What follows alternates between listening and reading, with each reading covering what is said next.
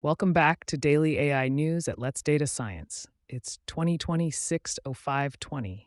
Today, we're diving into some pivotal developments from the future of machine intelligence to major product launches. Let's get to it. We begin with the biggest product story of the day. Google has officially integrated Gemini 3.5 Flash into Google Search, marking the most significant overhaul of its core search experience in 25 years. Announced at Google I/O 2026, Gemini 3.5 Flash is now the default model powering AI mode in search, and it's also available in the Gemini app, Google AI Studio, and via the Gemini API. According to DeepMind's model card, Gemini 3.5 Flash supports a token context window of up to 1 million tokens and a 64,000 output token limit. That scale matters.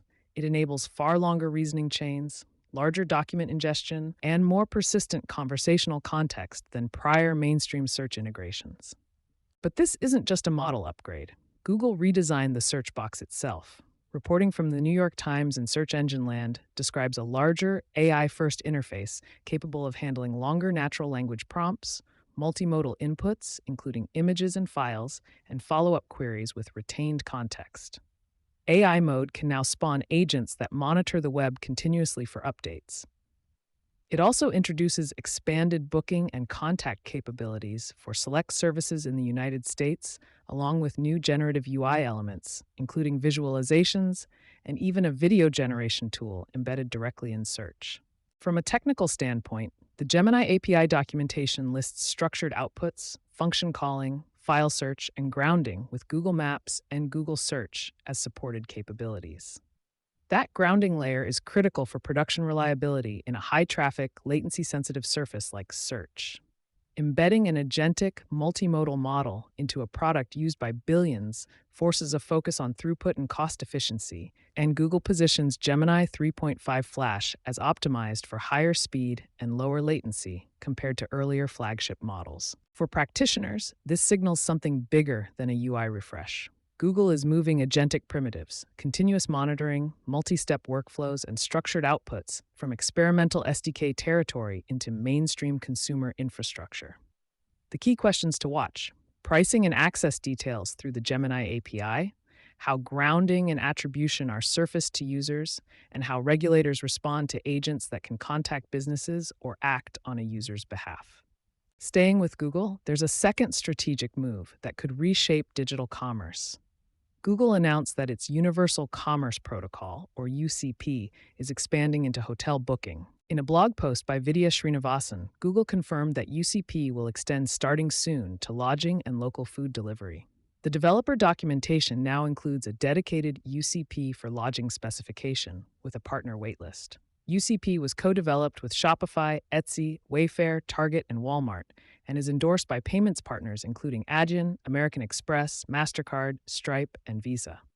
The lodging extension aims to enable agentic booking flows directly within AI mode in search, while keeping the property as merchant of record. According to Google's documentation, UCP for lodging is designed to connect AI surfaces to hotel booking systems with live pricing and availability, creating what it calls a transparent accountability trail across merchants, credential providers, and payment services. This is plumbing level change. If hotels, property management systems, and central reservation systems adopt UCP, we could see a shortening of the traditional booking funnel and a rebalancing of distribution power between hotels, online travel agencies, and AI intermediaries. For engineers, this means structured data exposure, webhook reliability, and payment orchestration become core design priorities in an agentic commerce world. Our third top story shifts to governance. A new framework called MI9, short for Agent Intelligence Protocol, has been introduced by Charles L. Wang, Trisha Singhal, Ameya Kelkar, and Jason Tuo in a paper published on ArcSiv and OpenReview.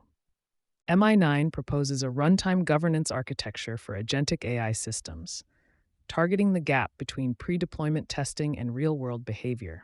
Risk.net describes it as a real-time telemetry system for banks to control and authorize agentic AI actions. Technically, MI9 combines 6 mechanisms: an agency risk index, agent semantic telemetry capture, continuous and dynamic authorization, finite state machine-based conformance engines, goal condition drift detection, and graduated containment.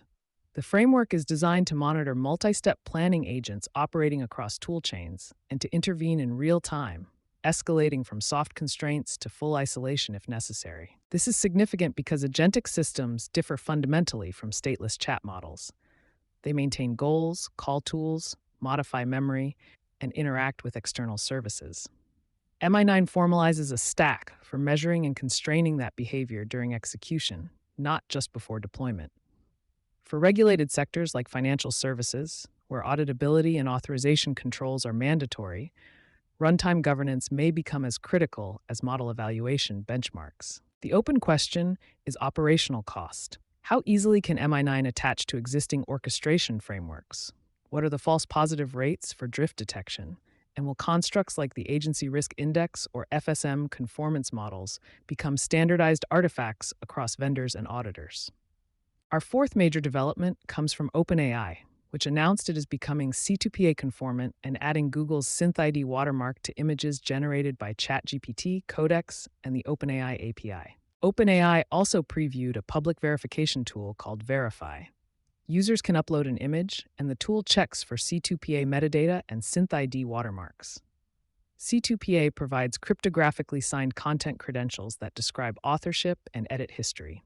SynthID embeds an invisible watermark directly into image pixels, designed to survive transformations such as resizing, screenshots, and lossy compression. The layered approach addresses two different failure modes. Metadata can be stripped, watermarks can degrade. Combining both raises the bar for undetectable tampering. However, OpenAI's documentation is clear. Provenance signals can still be removed or degraded, and the Verify tool only detects supported OpenAI formats. For practitioners building moderation or forensic pipelines, provenance becomes a high-quality signal when present, but not ground truth.